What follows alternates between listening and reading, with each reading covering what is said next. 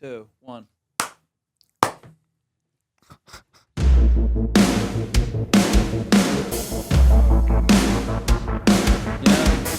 Someone commented last week that we need to make the song longer. They want it to be like 30 seconds. Why don't they just go listen to the song? That's what I was going to say. If you want the full song, you just got to listen on Spotify.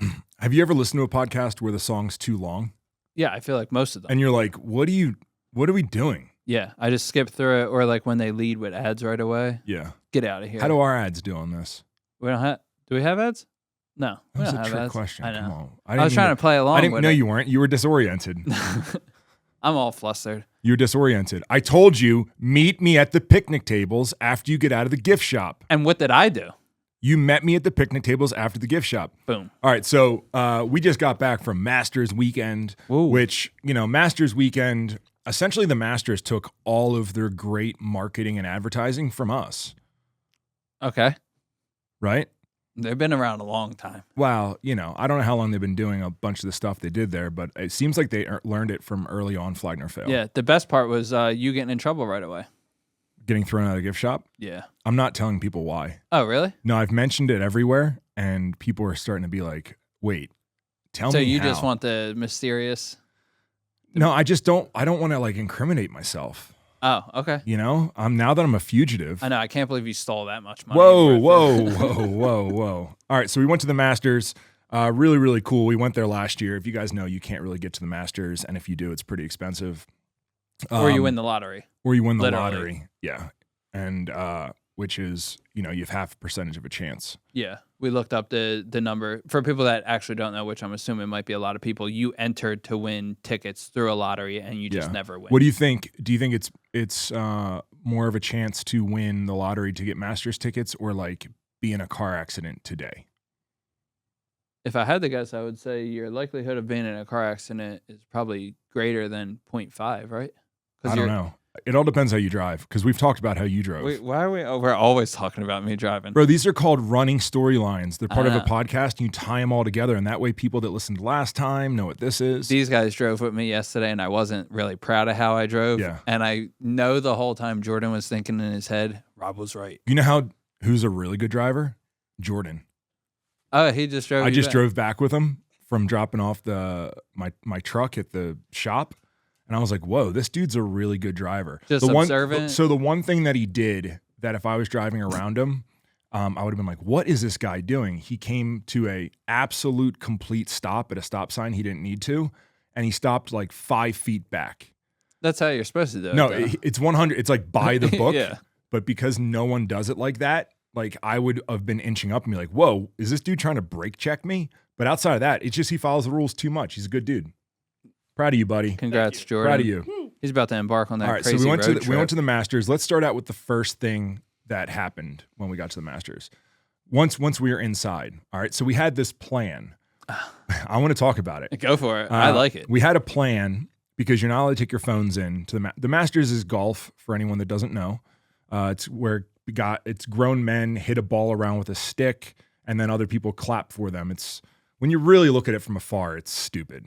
But Yeah, that's like most sports, right? Like basketball, it's like I grabbed this ball and I put it in this circle thing, right? I mean, yeah. Like when you really break it down, it's but it's pretty rad. And so we all went in the gift shop, or tried to get in the gift shop. I got thrown out, and I'm wearing a bright orange shirt. I was the only one at the Masters wearing orange.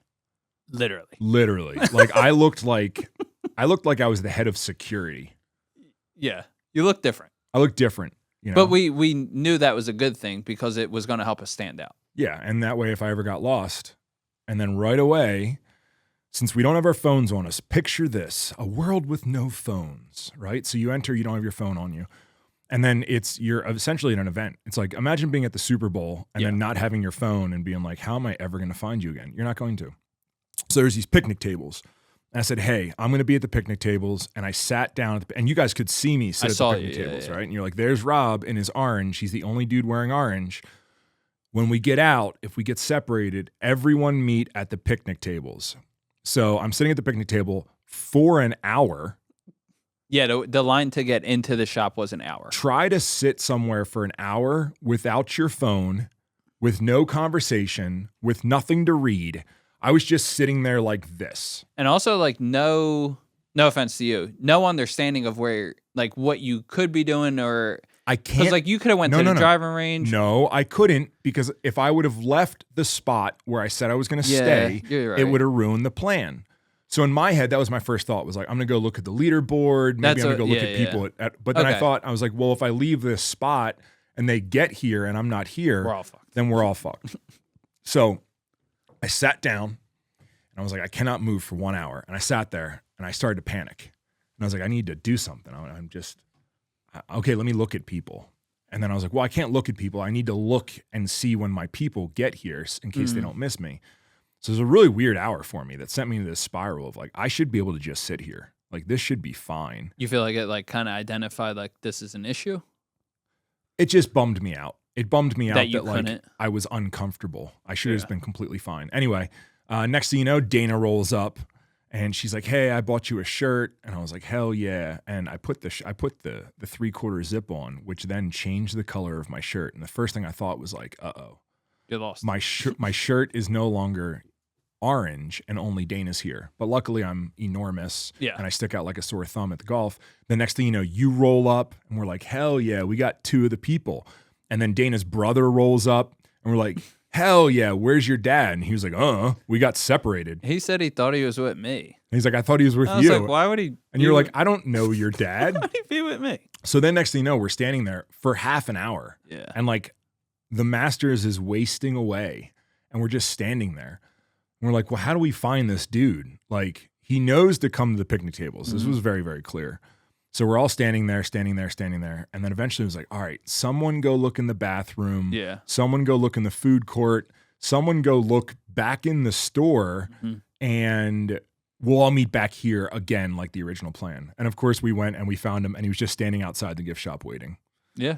And then after that, no more miscommunications. Yeah, after that, it was like everyone hold the rope. We're walking together. We're doing this. We're meeting it. If we do get split up, we're meeting at the leaderboard at 2:00. All those things. Yeah, and then it was nice not having phone. It was so good. It was so good, and I didn't even have the thought to like check my phone. I did a couple times. One, it was like for time. Yeah, and then 2, it was like, oh, I have a second to kill. Let me touch. But like, you're out with people, you should not need to. My only thought sometimes was like, ooh, I want to take a photo of this. Yeah. Right? But it was cool, man. It's definitely, they have a really cool environment built with no phones.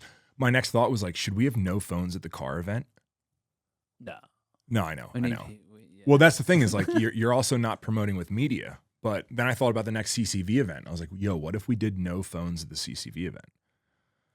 That's a very valid like thing we could do is no phones at the next CCV live.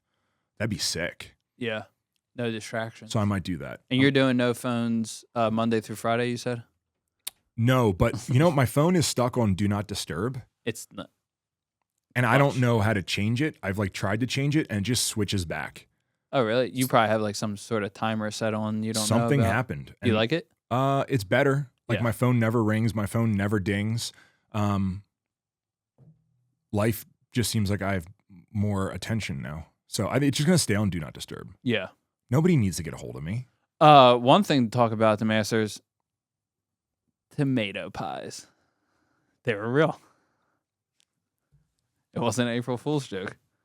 Oh, that's what we're going to talk about? Yeah. I thought we were going to talk about the coolest experience of our life. The Oyster Tainer. Yeah, the Oyster Tainer. And then also, I think there was a cool thing that we noticed at the gym we went to. But we can start with the Oyster Tainer. Let's start with the gym. That's a hard word to even say. Let's start with the gym. Okay. What do I want to talk about it? Yeah, I don't know. That was the first Golds I've ever been to outside of Venice. Venice doesn't we count. also haven't traveled to gyms in a long time, you and I together. Yeah. Because we were separated for however long, 2 years. Mm-hmm. And now that we're back, this was our first trip kind of traveling together. Yeah.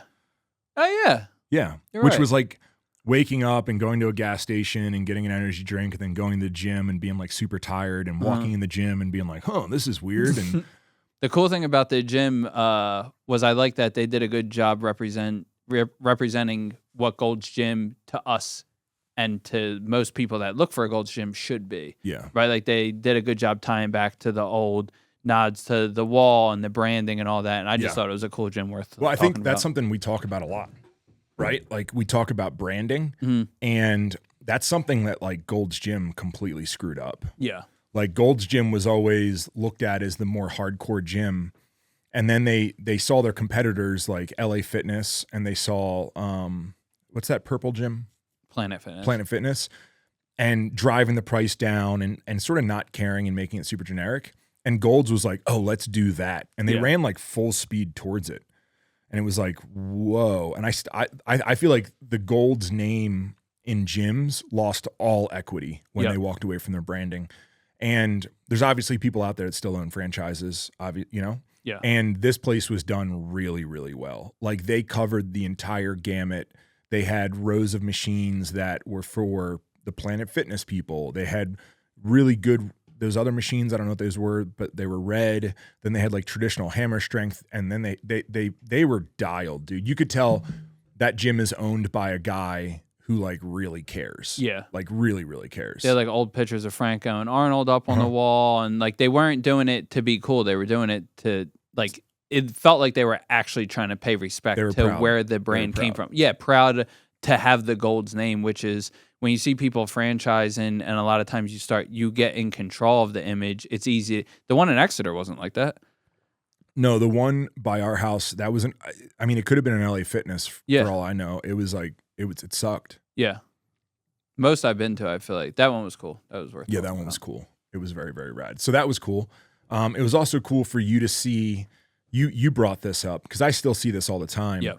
And one of the weird things about being in Montana, social media is social media, right? Like who cares about comments or whatever. But we were able to see Dana. You were able to see Dana because I see it Yeah. every time we travel, but still get kind of mobbed. And the first interaction was kind of bad. Like, I hope the guy's okay. Mhm. But let me paint the picture for you. Austin and I really had to go to the bathroom. Like, we had to go really, really bad. But we were trying to get out of the airport. Mhm. Like, we wanted to get out of the airport. And then at the same point in time, we got through out of security and all that. We're in Atlanta. And we're like, oh my gosh, thank goodness there's a bathroom. But the bathroom's like roped off, like there's an emergency, right? Like, and we're like, are you kidding me? Like the last bathroom's roped off as an Yeah. emergency. And then there was like, I don't know if it was like security or officers or TSA, like moving people. And a woman, like a medic, Yep. runs by and she's pushing a stretcher. Like there's an emergency happening in the bathroom. And as she runs by, she looks over and she sees Dana and she's like, oh my God, DLB, I love you so much. And Dana was like, hey. And then she went. And Dana was just like, this is normal. Yeah. Like, of course, the paramedic running the stretcher to the bathroom knows me. But you were like, this is weird. Like, people still know who she is. Mhm. And then it was very, very cool that just kept happening. Yeah. And you were able to see that. And one of the things we don't see, and especially the staff doesn't see, is they don't know that exists Right. because we're just in Montana. So everyone looks at Dana as like, oh, it's just Dana. You know, she's just bip bopping around. You forget. And even I forget sometimes. That's why traveling really helps. But like, oh no, she's like a superstar that's transcended fitness that 1 out of every 10 people in the airport knows. It's just if the balls to talk to her. There was So, plenty of interactions while we were at the Masters of Yeah. different people, the SWAT guy as soon as we were walking in. That interaction was funny. We don't need to dive into the details Yeah. on that one. But there was a lot of different those moments. And going into the gym, I was kind of curious as soon as we got there. Like, you're always kind of curious when we travel. Like, I wonder if anyone here is going to say anything or be wearing flag near fail or anything like that. We've gone into gyms before not knowing that there was photos of Dana hanging up in there. But we went in and it didn't take long for it to be like, oh, wait, this is about to turn it.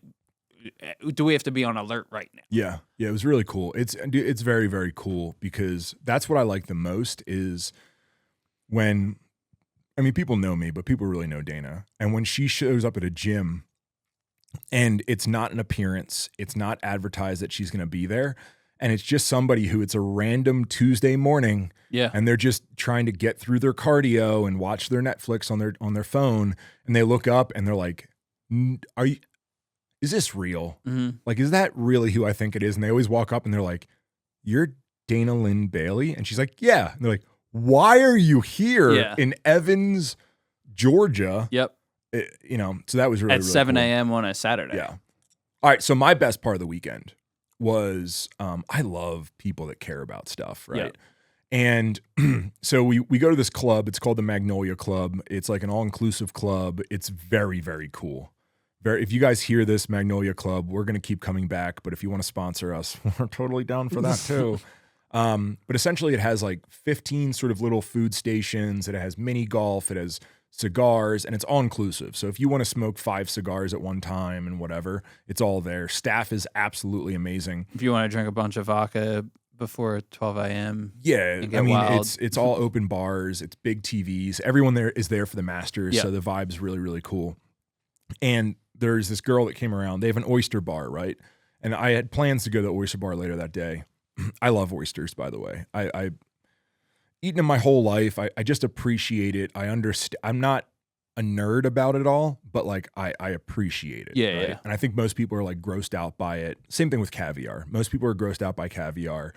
Things like that, they're outside the norm. I've always gravitated to. I'm like, well, if people like this, like I want to try it. Yeah. I don't want to be one of those people that goes through my whole life and just doesn't try things because I'm a little fucking bitch, right? Yeah. Because what if you like it? Like avocados. Yeah. Chicken pot pie. What? I feel like everyone likes chicken pot pie. Jordan, please Is step into that microphone. Jordan's scared of chicken pot pie? I have never had chicken pot pie. Thank you. Which I was ridiculed quite significantly yesterday for. The question is, why haven't you had it? It's just not something that was like super big in my family. Like my grandma never made it for any holidays or anything like that. Just yeah, but are you like scared of it? No. Does it like gross you out? He's had opportunities to try it and didn't try it. There were other options like at those functions that I was like, sick. I know I like the green bean casserole and there's dope turkey here. So why you know that risk whatever chicken you pot eat for pie? lunch every day, Mm-hmm. that's like that's just the inside of chicken pot pie. It just has a flaky, doughy crust around it. We went full into this. Unfortunately, this came up yesterday at lunch while Drew and Austin were both there, and they went down a rabbit hole. So I will try a chicken pot pie. All right. This Well, will Dana's bringing it for lunch today, so you can have some of it. All right. I'm Really? very down Yeah, to she try made it some of last that. night. Oh, damn. I got to get back She on makes it once a week. She makes it. I'm about to pause this podcast All right, so and listen, tell Nadia listen. to get chicken No, pot listen, pie we don't tonight have time for dinner. that right I'm now. hungry. Put that in the back of your brain, okay? It's there. I just saw it go to the back of your brain. So there was a girl, and she was called an oyster tainer, right? And the first one came by, and she shucked the oysters. She explained where they were from, and she did this little presentation. She had like a tool belt on. Yeah. And I never it was see. like- Is that normal? Because I've never seen that before. Okay. It's like a novelty thing for events. Yeah, right? yeah. So they pull out oysters, they shuck them, they explain it, they hand it to you, you all toast them, then you eat it. And the second girl, for some reason, I was like, I'm going to ask her questions, right? That's my favorite thing to do is like just dig into questions with people. And I was like, hey, how'd you get into this? And she was like, last September, I went to an oyster farm for a little tour and I started to learn. And I realized how amazing this is. And then I started to get really into it. And then I went on another oyster farm tour and I realized that I knew more than the tour guide from studying the last 3 weeks. And this is when I say, like, you can take control of your life and make a living out of anything. So she was from the Bronx. Yep. She's in Georgia working a special event. This is what she does now. She found like the Oysters Guild and she signed up and got a level 1 certification, whatever the hell that means. And dude, she knew too much about oysters. Like the second we asked her, she turned up, she had oyster earrings in, and she didn't look like a weirdo. She was like a normal, pretty girl. I feel like I'm describing a weirdo. She was a normal, pretty girl that just loved oysters. So she did the whole thing and she's like, yeah, the coolest thing about this event is Shucker Patty, who's the world record holder for oyster shucking, is working the oyster station right now. You should go over there. And I was like, okay, like this sounds rad. So of course I asked her if she knew my friend Oyster Guy, who's a rapper from Maine who has a oyster farm called Sea Farm Oyster Farm or something like that. Sea Farm Oyster Field. Damn it. My brain sucks. Anyway, we went over and sat down. We find out this guy's the world record holder for oyster shucking. He's at the top of the game. He has his own patented knife, which I bought on the spot. It'll be here any minute, right? Oh, it's coming today? I don't know. I think it's here Wednesday. That's today. It's gonna today. be sick. He gave me a tutorial on how to use the knife, why he designed every single edge to it, which was like That was sick. was so sick. And he asked me of how I shuck oysters. He shucked 39 in 60 seconds, which is crazy, right? To do anything 39 times in 60 seconds is crazy. Yeah. He shucked oysters. Most people doing one thing in an hour is hard to accomplish. The whole time we sat there easily an hour. We were there over an hour. I ate like 4 dozen oysters. Yeah, you guys went hard. He was like, I was like, how does this work? He's like, I'll just keep shucking them. You keep eating them. And I was like, well, I ate like a decent amount, and I've never eaten oysters. You ate before. half a dozen, I think. Yeah, I'd never eaten oysters before, and then I started eating them, and I was like, I wonder at what point I'd need to stop. So and then Dana told me they were just protein. I've eaten like 2 dozen before, but at this point in time, when I hit 3 dozen, I was like, you know what? I don't know what like 3 or 4 dozen oysters does to me. Like, am I gonna? I don't know my body how it reacts, but I just kept doing it because it's a once in a lifetime opportunity. Anyway, he shucked them all. He did like smoking oysters. Then I found out he had a book, which I also bought the book on its way. Obviously. And just I love people that are obsessed with their craft and like want to be the best at it, right? And those 2 people we met there were like, they're so dialed. It's not a side hobby. They found something in life that it, like, if you told me you could make a living shucking oysters, I'd be like, I'd love to see it, but you can. Yeah. You know, and these 2 people, that's what they do now. One girl figured out that she loved it in September. She went hard, and now it's escalated to she's a traveling oyster tainer. Oyster tainer. Which is like crazy, right? And I think that's we talked about this whole last time. That's the really cool thing about life is like, if you're really, really into something, there's a way to make your life revolve around that thing. Yeah. You know, you just have to really try. And the other piece to it, like when we were sitting there talking, he heard you mention Oyster Guy. So I didn't want to name drop to him. I name dropped to her, and it sort of didn't work out because she didn't know him. So I didn't want to name drop. And you didn't even name drop to him. You were telling me. No, I was telling you guys about. I was explaining Oyster Guy's notebook and that night, and he was like, "Oyster Guy," and I was like, "Yeah." He's like, "Yo, we talk all the time on Instagram. That guy's awesome. Tell him I said hi." And I was like, "All right." Shucker Patty says hi, and he's like, "No shit, Shucker Patty's the man. Tell him I said hi." And I was like, "He says hi." Like, and that right there, it was like we knew. All of a sudden, we were on the inside. Yeah, then we got the smoked oysters. We got the large oysters. Them massive. It was the size of my hand. It was crazy. Then we drank bourbon out of them. Bourbon and maple syrup. So he smokes the oyster, and then you drink that, and then after you chew up the oyster, you do a bourbon shot out of the shell, and then you do a Canadian maple syrup shot to finish it, and it's like incredible. Yeah, like the experience. I said I was done drinking, and then he was like, "Do you want to drink bourbon out of this oyster shell?" And I was like, "I'm not going to say no." No, that whole thing, I don't think you could buy that experience. No. Like, I think if you wanted to book that experience we got, I don't even know if there's a price on it, but it would be expensive. And we just sat down and did it. Yeah, the whole time we were talking to him, I was like, "This would be like a really good Out of Office series." Dude, it was so it's good. random, but good. like here, like you said, hearing someone so passionate about their craft and what they do, and once he started like breaking down and explaining to you, because you more so were like have experience with it, but why the knife was shaped certain ways and how it did certain things that it did, it was like really impressive. Yeah, because I looked at it, and so you've never seen a normal oyster knife, right? So a normal oyster knife is very underwhelming. It's like it looks like a hairbrush, like it's a hairbrush handle, like it's a handle that. There's nothing to it. Like it's mass produced. It looks like shit. And one of the problems is a lot of times you wear that glove, but like you're shucking so fast that you slip and you stab yourself. And you used to do this, right? Yeah. I've shucked a lot of oysters. You talked to me, but I don't think people know. Like I'm a pretty good shucker. Yeah. I'm not a world record holder, but like I can hold my own. You have experience. That's why you know. I could go to a local restaurant and hold my own against whoever's shucking oysters, because once again, anything I do. I'm like, whoa, how do I get really good at this? Even if it's just like a stupid little thing, I want to get as fast and as precise as I can. Yeah. Whether that's putting together IKEA furniture, I do not care. Like I want to get really, really good at this thing. So there's no grip on it. And then it's like a dull butter knife, like essentially. Okay. Like if you had to picture it, it's a hairbrush with a dull butter knife. And that's all I've known has existed. He has like this tactical curved handle, right? And then the blade is curved and it has an indentation cutout so that when you reach in, you don't hurt the actual muscle. Yeah. Because one of the things that people do if you ever order mussels, a couple things will happen, right? One, it won't be separated. So the adductor will not be separated from the shell, which is like, you didn't finish shucking it, you dick. Yeah. Or because the knife is bad or they don't have any skill, they'll like mess up the shell, and the shell you'll have fragments inside of it. So it's like having eggshells in your eggs, right? And it's like, it ruins the whole experience. So it should just slip out of the oyster shell. It should be presented well. And then the other thing that people do is they jam the knife in. I hope this isn't boring anybody, but they jam the knife in and essentially you like stab the muscle and it's like messed up, right? Like a lot like the buffalo that got shot in the shoulder where it was like, this meat's kind of useless because we shot the buffalo in the shoulder. So you want to make sure you don't damage it with the knife. You want to make sure you clear it properly, and you want to make sure you don't damage the shell so you get things in it. And like, I've always just used a shit knife, and I just thought that's what it was. And then he showed me that, and I was like, whoa, like you are the dude.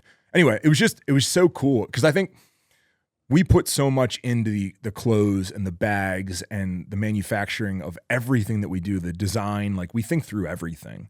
And I feel like a lot of times things just aren't thought through, right? Like we get in cars nowadays and it's like, oh, you didn't get that option. So there's just an open buttonhole there. And it's like, yeah, but I have 4 open buttonholes. Like, why didn't you guys think about this? Yeah. You know?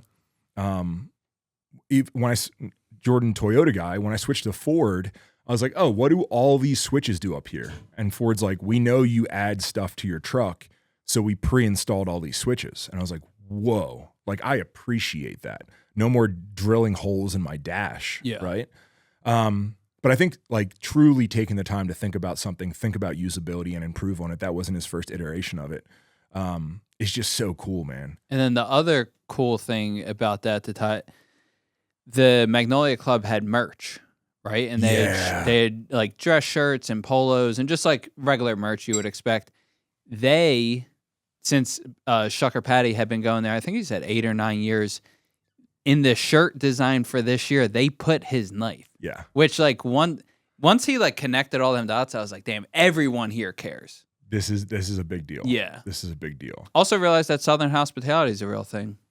Everyone's nice down there. Well, I think it was the Masters specifically, but yeah, the South is a little bit slower moving, and they're very nice. I mean, so is Montana. That's why. That's one of the reasons that like I decided to move here, was because like people are nicer here. Yeah, we should start saying Northwestern Montana. We're like Northwestern, yeah. Did I just say Montana? No. I'm just saying like since people say Southern hospitality, why isn't Northwestern hospitality a real thing? I don't know if we have hospitality anymore. Oh, I feel like that left with the great COVID. I feel like now they don't want people to be here. Slippery slope. Talking about that. I learned a lot this weekend. Oh, yeah, my lecture in the car. Yeah, that was fun. Austin doesn't follow the news, and we had a 2-hour drive. And I was like, well, let's kill this drive by I'll explain to you the New World Order and how it works. And I just went. It was good. Yeah, it was really, really fun. I think that's all the briefing you need. Yeah. You know? At the end, you were like, well, it makes sense. Yeah. And I was like, I don't want to live in this world anymore. I stressed you out. I explained that it's essentially good versus evil. Yeah, is what it comes down to. Masters was obviously good. We got to see Rory win the Grand Slam. We got to talk. I got to educate you on kind of all the storylines leading up to it to get you a little more like emotionally invested in it, if you will. Which made it exciting. I thought it was pretty cool. It's cool knowing the backstory. I mean, I appreciated that with like the F1 series. Yeah. And I remember I watched the F1 series and I got way too into that. Like I was watching every single episode and it was just like, man, it is like, because I don't like soap dramas, or what are they called? Like soap opera type soap operas. Yeah. Like just fake drama all over the place. Yeah. And I think the same thing with like some of the reality TV shows, like it's like fake drama. But if you include business in the drama with me, I am all in. Yeah. And that's what the F1 series did. It was like all these different moving parts and there's like that drive to be the best and like your way of doing it. I think a lot of the reality shows, like no one's trying to be the best at anything. They're just like trying to get attention. But I realized that this weekend, like, oh, golf's like that. Yeah, like and golf is the people who did the F1 series also did a golf series, and that was like in big parts. It's cool to see how like media and stuff like that can grow sports, because we wouldn't be talking about F1 if Netflix didn't do that documentary, and then all of a sudden it was like this big thing that just a way to attract like that new audience into it. And they did the same thing with golf with the Full Swing. They put out the documentary. Should I watch that now?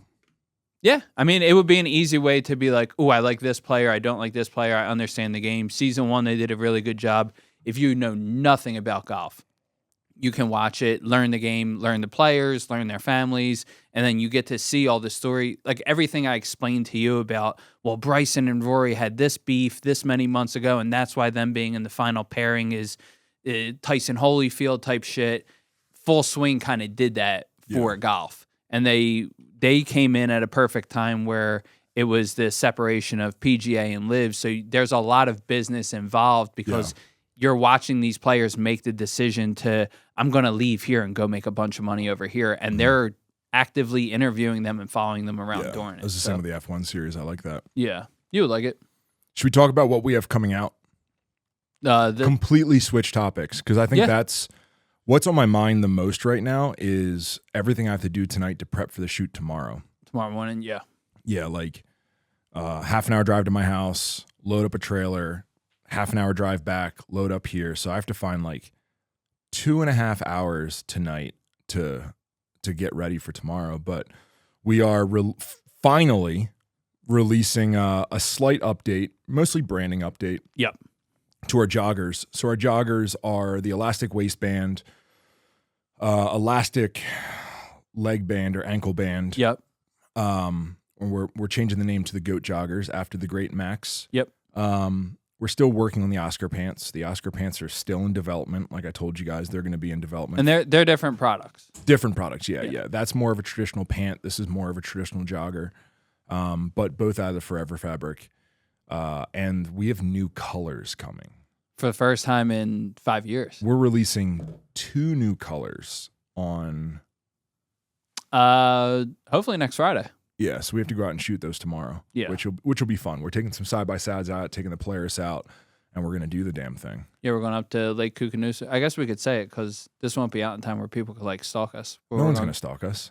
I mean, they might. If we were like open invite, we're going to Lake Koocanusa and Rob's baking pancakes. People Don't might tell them I'm making pancakes. That'll bring the people out. Oh. We're going out to rip side-by-sides tomorrow. And not eat and pancakes. Start a fire, and I'm going to make everyone pancakes. It's going to be sick. Should we be have really that. good. The Mantra stuff's coming out this week. The updated Mantra stuff just came out an hour ago. Oh, yeah. I guess by the time they're listening to this. No, in My real life timelines are all right fucked now. up. Didn't it come out an hour ago? No. Not It's yet. not out yet? No. What is Josh doing? He looks like he's on his dark websites. I still have some stuff I have to do on it. Okay. It's up. Well, I'm wearing the Mantra stuff now. That's the one that no one's read the paragraph on the back that I read it. Yesterday. Oh, you all read it? Yeah. Okay. Jordan, I heard last week that while we were gone, Jordan announced it. Yeah, monologued it to the staff. Thank you, Jordan. Did you hear what? It was fantastic. Did you hear my newest idea? No. And it was solidified by going to the Masters this weekend. We're gonna start doing tests. Quizzes.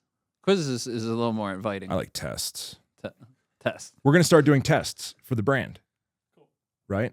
Not hard, but so I'll talk to the people since I forgot we were on a podcast there for a second. One of the things that I think is really important is people understand the history of a brand. They understand what a brand stands for. They understand core values. And I think a lot of times what people do is they write core values on the wall, or they put it up, right, or whatever. Or they do a big meeting like we did where I explain the history of the brand and everything. But I think a lot of people have really complicated lives, and I think that they forget or they misinterpret a little bit. And I think 1 or 2 touch points isn't quite enough. And I think it's very, very important here that everyone understands, especially, we're in a small valley. If someone says like, who do you work for? And they're like, oh, I work for Flag Nor Fail. One, saying the name right is pretty important. Then after that, they're like, what's that? Like, I want them to give the proper answer. I want them to be educated and understand what that is. I don't want them to be like, oh, it's these 2 bodybuilder people that own a clothing line. And like someone who's new who's maybe just been onboarded that doesn't really know, works in the back or something, that's what they might say, you know, even if they sat through the briefing. So yeah, short test, very, very short. Yeah. I think like what year did the brand start? You know, maybe a couple little history questions. What does the brand stand for? What does the brand mean to you? And get people actively thinking about those things. But like a little 5-question thing, and then maybe do it quarterly, right before reviews. Realignment test. Yeah, realignment test, realignment quiz. Yeah. Does that sound better? Quiz is just like a little less aggressive. Yeah, Scary. People are scared of tests. Yeah. Because then like a test you prepare for, a quiz is a pop quiz. There is no preparation. You just have to be ready. Yeah, it's true. I guess so.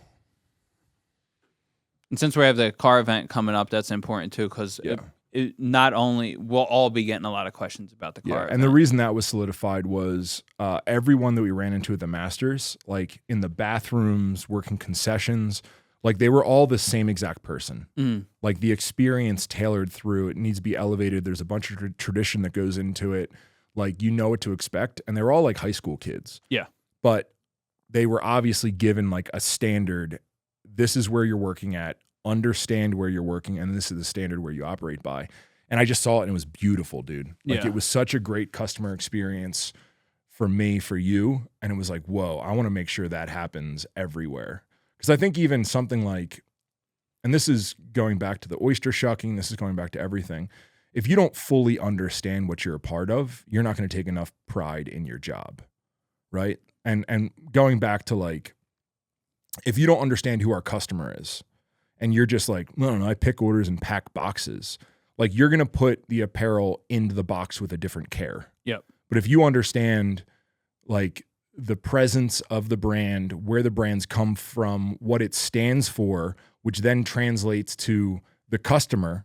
Like no one's just buying our stuff because they're like, oh, this looks cool. Like that's not what happens. They buy it because they understand it means something and they want to have that meaning in their life that then translates, and they can they can put it on and you feel something. You know, you put on a suit, you're like, oh, I feel dressed up. When you put on apparel, you understand the meaning behind it.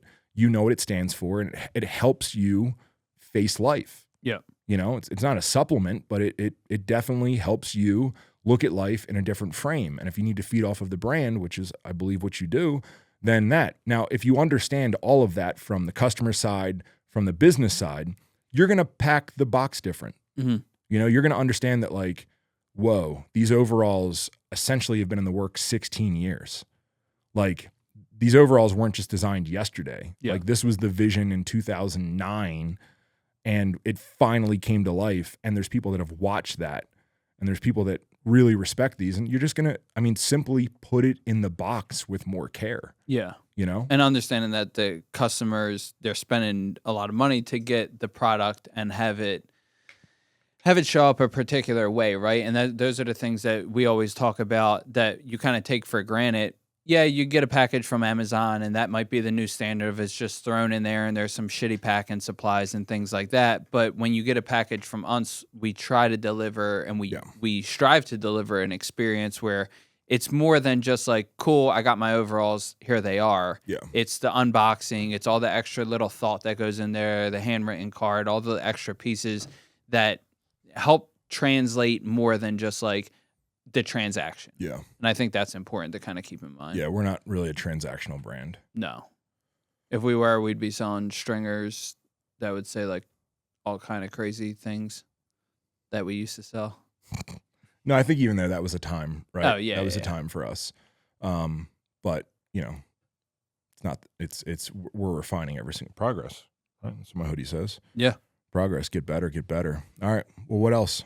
So yeah, we have the Forever Joggers releasing next week. Forever Shorts releasing. The Goat Joggers, Goat Shorts releasing next week. It's been 5 years of saying forever. It's going to take me a little while to. The thing is, everything's forever now. Yeah. So if we didn't call the Oscar pants that, so we're really trying to hold everybody accountable to calling it the right. You wrote the Max Joggers on the board this morning, and I was like, dude, they're not the Max Joggers. They're the Goat Joggers. I know. We could have called them the Max Joggers. That would have been easy, but yeah. New colors, and then Moto's restocking next week too. Oh, the Moto's so good. New colors of Moto too, right? No. We updated some of the styling. Maybe on I it. just haven't seen those colors in a while because they've been sold out for so long. Yeah, we're doing white, black, earth, and then later following month we'll have red, blue, and olive. Yeah. I'm pretty excited. It felt we laid it all out in the studio, and then even like building out the outfits. Yeah, That was cool. something I did in the digital ads the other day is I went out with Emily Fenton and shot her, which I got a couple comments. They were like, why are you alone with Emily Fenton out in the woods? And I was like, oh, I guess that does look strange. But the team, we were trying to shoot sunrise, Yeah.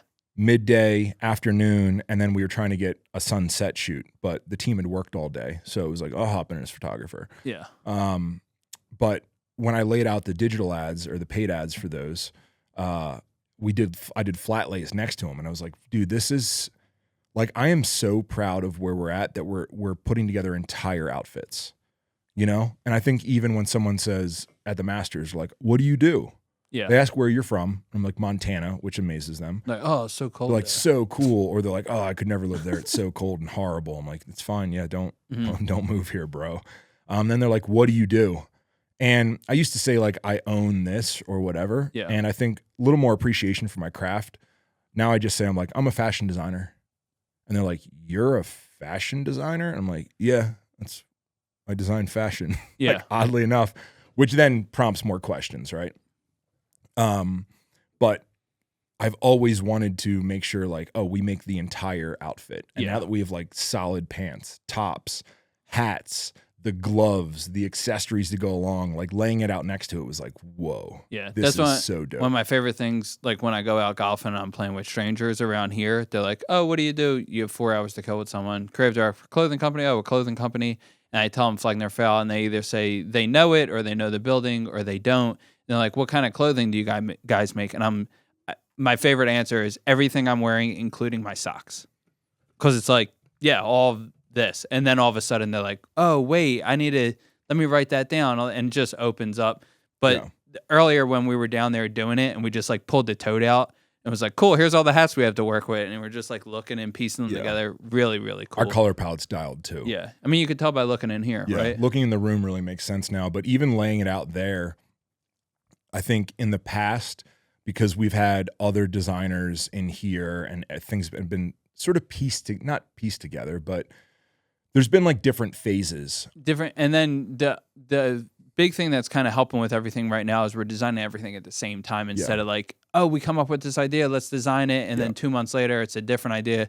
It all started when we sat down at Tanner's shop, me, you, and Drew, and we went through the line plan. It was like, cool, these are all the things we need to cover so that when you have the full vision of everything is now being able to be consistent and cohesive. So that day was really rad. We locked ourselves in a building for 24 hours. Yeah. And we said, no internet, we're going to design until we're done. Yeah. And I feel like Jordan would appreciate this. But Jordan, one of the exercises that I had like a secret exercise up my sleeve for us designing. So one, we all had these items we want to make, right? Like he wants to make a golf bag, stuff like that. So we all had these, like Drew wanted to make, Drew is a weird one. Drew's like, I want rope. Rope, yeah. And I was like, why do you want rope? And he's like, I have this rope in my truck. And I was like, all right, this is weird. And he's like, no, but like, there's just always a weird reason with my kids why I use this rope. So I'm either like pulling them with a sled or like I give them the piece of rope to play with. Drew's kids are very Montana kids, so they don't have iPads or anything like that. So like they're actively doing stuff. So it's just, I just always need this rope. Let's make a piece of rope. And then, you know, like a towel was one of them, but I was more thinking about the actual outfit rather than accessories. So one of the things I did is I took my vision board, like all the photos I have on my vision board, plus some more, right? That like represent the brand and moments I want to see the brand in. So for example, like a girl and a guy, like with a little campfire sitting in the back of a pickup truck watching a sunrise or a sunset. Like that's a cool moment. Or I have one of a dude on a skateboard holding a surfboard, like in black and white, and it's like kind of blurry, but it's like you look at the photo and it tells the whole entire vibe. So after we laid out the original rough line plan, we went through the photo folder, and every single photo we were like, do we make everything this person would need to wear to have this moment happen? Like this moment of sitting back in the truck, like what is she wearing right now? Do we make that? And we actually ended up adding items, Yeah. you know? And it was like, okay, this guy on the skateboard who's skating to the beach to go surf, like what is he wearing right now that we make? And we're like, well, he's barefoot, so no shoes, but like, okay, what shorts would he be wearing? And I'm like, dude, he'd be wearing our we're changing the name of them, but our everyday shorts, right? And we went through every single photo and we made sure that like this photo aligns with the brand. Can everyone, you know, if it's a winter photo by a campfire that's like backlit, you can even just see silhouettes. It's like, all right, what are these people wearing? It's like they're wearing the Forever jacket, they're wearing the Oscar pants, and it was like, okay, what's the girl wearing? I was like, shit, okay, so she's wearing, and then we would make sure that every piece of apparel was covered. It was really fun to do. It helped us identify like a lot of cool hard good opportunities too. Yeah. It's like, oh yeah, thermos would make sense right here. Yeah, they should. They have a thermos right here. We should make a thermos, which is why we're developing a thermos. Yeah. But that was a really cool way to do it. It was like we did the work that we knew existed, right? And the same way we did it, and then we were like, all right, let's get out our imagination book and make sure that all of these moments that we want to experience, do we make all the goods that cover this? Yeah. And I mean, there was a lot of things that popped up, which was like, ooh, you know, I mean, for example, like wake surfing on a boat. It's like, yeah, dude, I'm wearing the everyday shorts because we're making the everyday shorts so that you can go swimming in them, you can wear them. And I'm like, yeah, we got the tote bag, you know, I'm wearing this hat, you're wearing that hat. Maybe we showed up, we have towels, all that stuff. And then was like, shit, what is Dana wearing? Mm-hmm. And it was like, okay, I don't want to design bathing suits again. Yeah. Like we don't want to do that. But in that moment, I want everyone on that boat wearing what we have. So then it's like, well, we need to solve that problem. Because the last thing I want is everyone on the boat decked out in Flag Nor Fail, and like we crush that entire moment down to towels and a tote bag and all that. And then Dana's just like, so what am I wearing right now? Yeah. You know? I've identifying like the blind spots that we don't know, or the holes, and then not trying to fall into the trap of, which we have before, and I feel like a lot of people do, because you can make something just making it, which would be the bathing suits. It's like, yeah, we can make them. Do they fit? They might fit this photo and this scene. Do they fit the brand we're trying to be? And then that's where we start to have like, it's like when people tell good us like you should make shoes or boots, and it's like, dude, that's a whole different, you know, because I never want to step into a world where we don't make it well. Right. And I think there's items that you can make really well. Like you can make boots really, really well. I mean, the boots I'm wearing, I am so thoroughly impressed. I'm wearing Origin boots. And it took me a while to like actually pull the trigger and buy them. And I got them and I was like, dude, they're like, I put those on. And I was like, I'm never going to make boots. Like they're just, when you do them right, you do them right. Yeah. And I think that there's a couple things in our world out there where we identify and we're like, yeah, we're just not going to make that. Like we can't make them right. You know? Cause what I don't want to do is just make something for the sake of the brand making it. And then someone get it. Like a weight belt. A weight belt's a great example, right? Yeah. Like I think there's different styles of weight belt, and then there's Cardillo. Yeah. And like if you're trying to make a weight belt, you make Cardillo weight belts. Like he is the best, unless you're going to lever belt or anything like that. But you make something else, and it's kind of just like, if you know what a Cardillo belt is, it almost like undercuts your brand, because you're like, well. Also, from like a branding and consumer side, you don't know what product you make will be someone's first impression of your brand. Exactly. So like if we were to say, yeah, we'll use the bathing suit as an example just for the sake of this conversation. Yeah, let's make this bathing suit because we can. Let's just kind of half-ass it and check the box and get it done. That might be the only product someone orders. And then it's like, is that the best representation of us? And it comes into a lot of times when we're looking at products or we're going through like the first round of sampling, it's like, if we have the opportunity to get this right and really nail it, someone's going to buy this and get it and then come up with their own interpretation of what it is. Yeah. So we have to do everything we can on the front side, not only through the media, but when they get it, to really explain it. So like when you get the goat joggers and shorts now, they have the card right on the card that you designed. They have all the descriptions as to like, oh, there's this key loop, there's these elastic pockets, there's this, there's that. And I think that's really important from like a branding perspective. And you want to just like go back to like the whole conversation of what we're having right now, taking pride in what you do. Yeah, and I think there's a vast difference between branding or making apparel and making merch, right? Yes. Like you can put your brand on a merch. Like for example, I mean, we both have these right now. I got my little Kaya sticker on it, but like this is not normal. Like this is not your normal water bottle you can just put a logo on, right? And I think that when people originally start a brand, that's sort of what you look for. You're like, okay, what can I throw my logo on?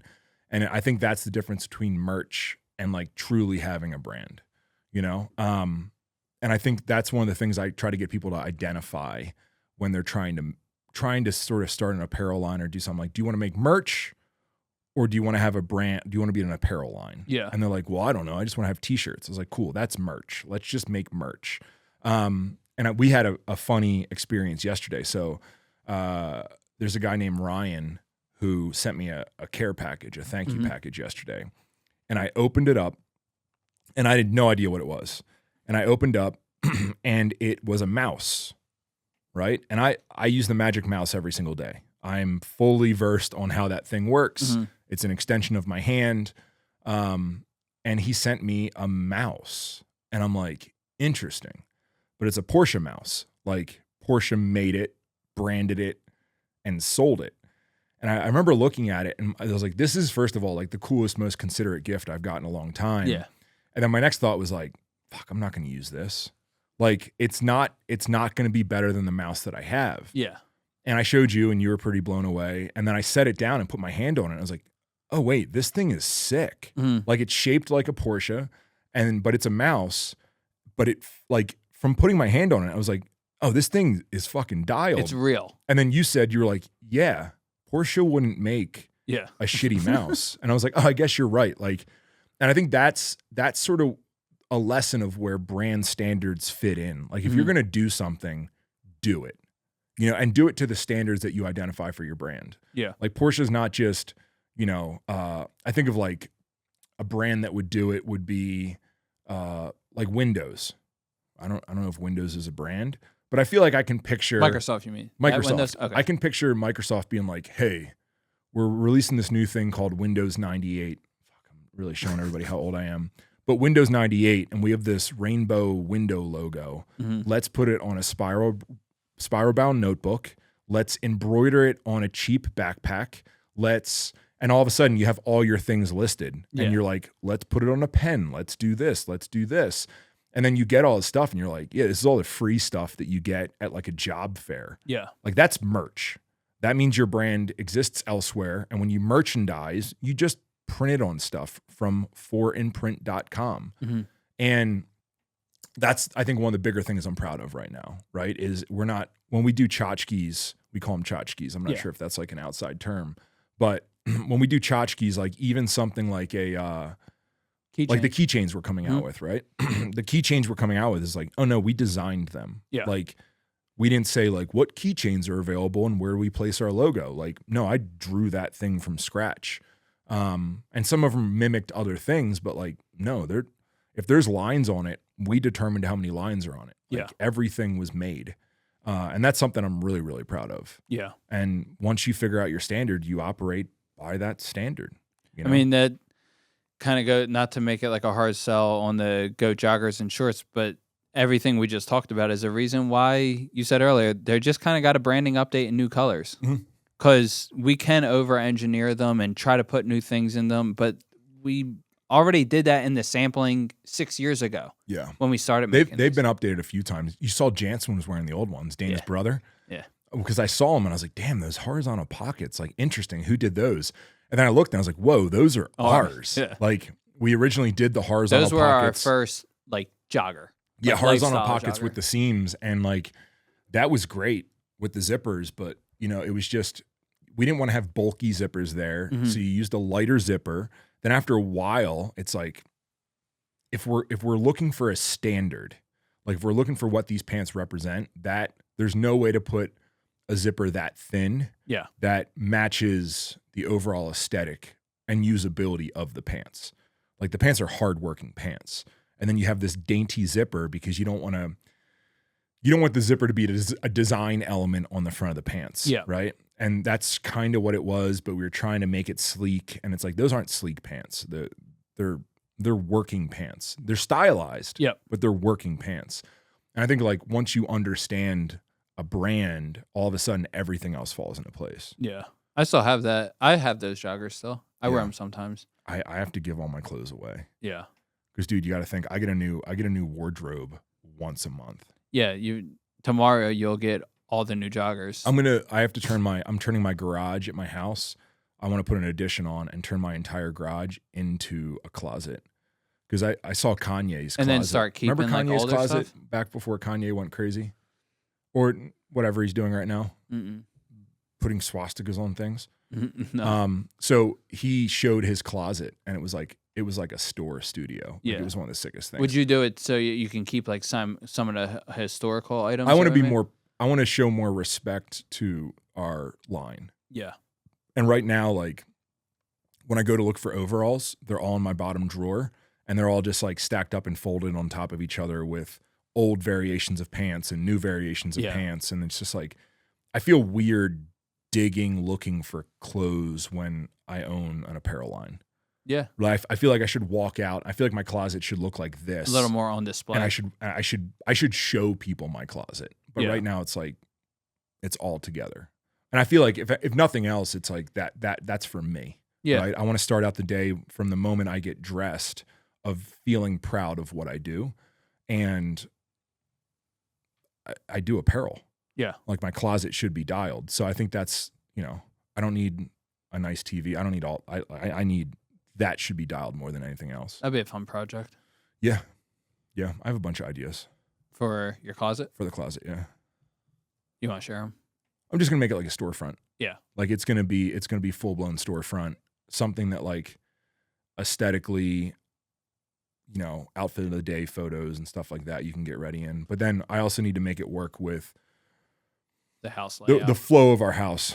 I love designing. So if I can design something like that, I like to think about the usability of everything. So like how we can reimagine I would have loved to be an architect, but how I can reimagine how the animals interact with the house. So my house, man, dude, I'll go into it, like right? if they were closer. So my garage, right? So one of the things I don't like right now is like we don't get to really experience the animals as much as we want. You have to go outside. Yeah. So the rest of my house has plans, but So people know they're 30 yards away? yeah, they're 30 yards away and there's some unusable space between that. So Yeah. what I want to do is essentially run them all the way up to the house, right? So they can run all the way up to the house. We'll build a garage out further so we can service the animals from inside the garage. Because when people watch our house, which they watch our house every single They have to get weekend, bundled up. they get bundled up, they walk outside, they go through the electric fence, like it's a thing. So if I can make the usability of that easier, and then if I can make that whole back wall essentially glass, right? So now as I'm getting ready, You're seeing like the animals. the goats are watching me. Yeah. Like that's so sick. So, and then same thing, I need different pulling for my cars and things like that. But there's a really big design play there. It's just complicated because we're built on the side of a mountain. What's dope about a closet too is like that's your first, I don't know about you, but that's kind of like your first thing you see or do every day, right? Like you wake up, it's dark out. I wake up, it's still dark out. I walk into the bathroom in the closet and it's like, cool. Now, if that experience is like walking, you're going to be more hype and excited for your day. If your closet's a mess, then what do you, you're waking up and you're just like, fuck, I got to get dressed and go to work today. I mean, you can see me in my office. Yeah. I mean, you see what I do every morning and every night. I clean my office. Yeah. Like I get to work and it's my opportunity. Even if I clean my office and straighten up, it's my opportunity to like double down on how good it is and be ready for the day. And then as I leave work at night, I clean my office at night or straighten my office or clean my desk space off so that I'm ready for the next day. Right. And it goes back to everything, dude. It goes back to pride. It goes back to your standards and what you stand for. Right. Yeah. And obviously like you can go crazy and do it with everything, but I like to, with my limited time, pick the things that really mean something to me and be like, no, this should be dialed. Yeah.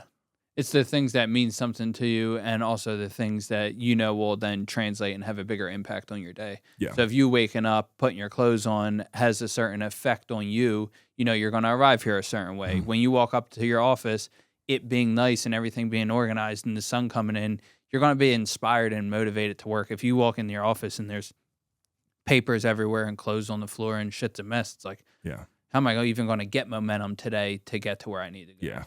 Once again, because we're doing 39 oysters in a minute, Yeah. right? That's crazy. That's crazy. Did you look up the video yet? There's got to be video, right? It's Oh, a of fucking course there's Guinness Book videos. record. There's videos of that dude ripping. I haven't started exploring that yet though. I need to look into it. But I'm excited to cross paths with them again. Yeah. Because one day we're going to. But that's the thing, dude. I love people that like find a thing and they dig into it. Yeah. Now, you videographers over here, right? There's a difference between digging into your craft and just being obsessed with technology. Okay? So I want to make sure you guys hear that. Because you can sit around all day and be like, oh, if I just had this better lens or if I just had this, like that's a very common thing too, is people think that you need more. Getting obsessed with something just means like more features and more things. And it's good to have an awareness of an interest of that. But it's like, no, truly learning. Because I think that's something we run into, right? Which is like, you want more of this, because I really care about this thing that I'm doing. When a lot of times it's like, well, you don't even understand why you're doing that. Yeah. Like, and I think that's why I like that Oyster girl so much. Like she was like, no, I'm going to start at the farms. Like she didn't go right to the fanciest restaurant and be like, what's the most expensive oysters? Like she started at the bottom, and now that pedigree that she's built up, yes, now you end up at the most expensive restaurant selling the most expensive oysters. So, but you know, everyone can just do whatever the fuck they want. Who cares? Let's get out of here. I have an interview to do. I'm fucking hungry, and we got a release to do. Oh yeah, I can't believe you didn't release that yet. All right, say goodnight, Dana. Good night, Dana. Oh, the outro song. There you go. Make it longer.